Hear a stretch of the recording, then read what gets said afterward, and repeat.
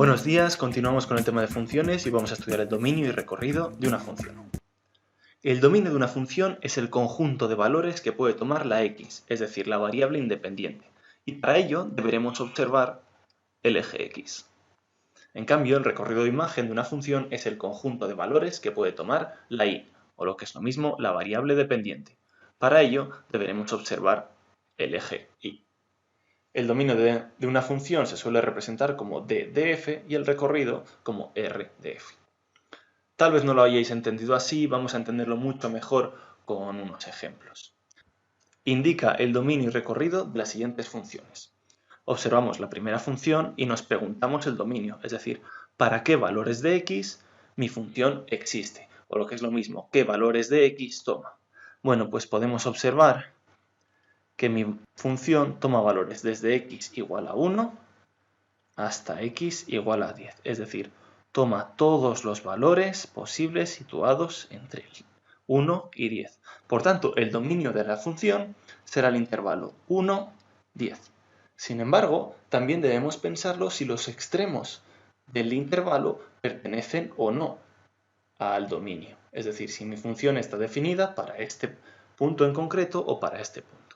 En matemáticas utilizamos un punto relleno, un punto opaco, para representar que el punto sí que está contenido dentro del dominio.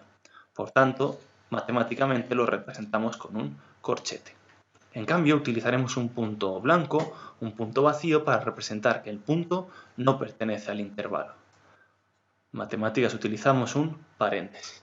Así, cuando observemos un intervalo de este tipo, sabremos que nos estaremos refiriendo al intervalo 1-10, en el que el punto 1 sí que está dentro del intervalo, pero el 10 no. Intuitivamente y llevado a términos deportivos, es la misma similitud que se podría producir con las líneas de banda de un campo de fútbol o de un campo de baloncesto.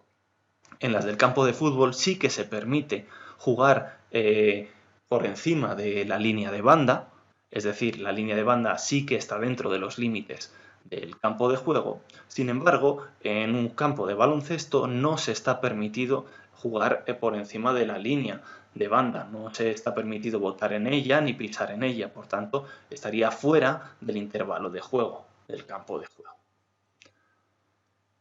En cambio, el recorrido es un concepto similar, solo que ahora tendiendo al eje y. Por tanto, ¿qué valores respecto de la y toma nuestra función? Bueno, pues toma valores desde y igual a 2 hasta y igual a 7. Es decir, toma todos los posibles valores del intervalo 2, 7.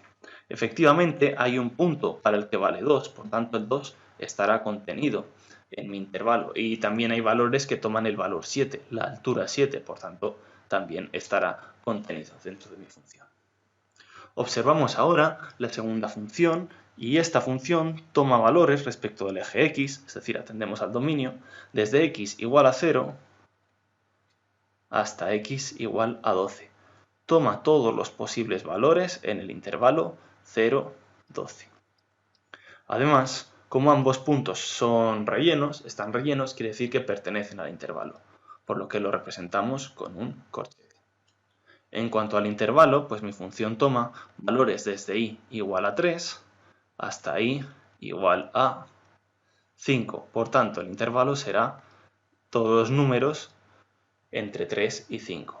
Y el 3 y el 5 incluidos porque hay algún valor de mi función para el que toma la altura 3 y algún valor de mi función para el que toma la altura 5. En cambio, si observamos la tercera gráfica y atendemos al dominio y al recorrido, podríamos decir que, un momento, esto no es una función. Recordad que para que fuese una función, para cada elemento del conjunto inicial le debería corresponder un único elemento del conjunto final. En cambio, aquí podemos observar un elemento del conjunto inicial, el 3, que toma dos alturas posibles en mi función. La altura podríamos decir y sub 1, podría ser menos 1,8, y la altura que podríamos llamar y sub 2, que podría ser 0,8, 0,7. Por tanto, esto no es una función.